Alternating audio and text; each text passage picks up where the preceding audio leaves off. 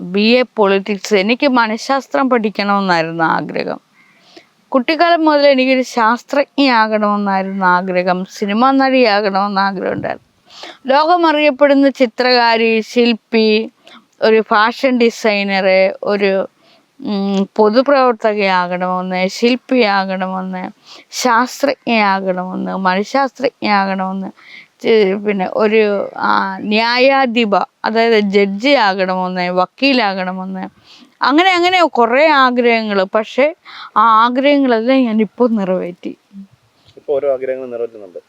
നിറവേറ്റിയെന്നല്ല, എല്ലാം മനസ്സിലാക്കിയെടുത്തു.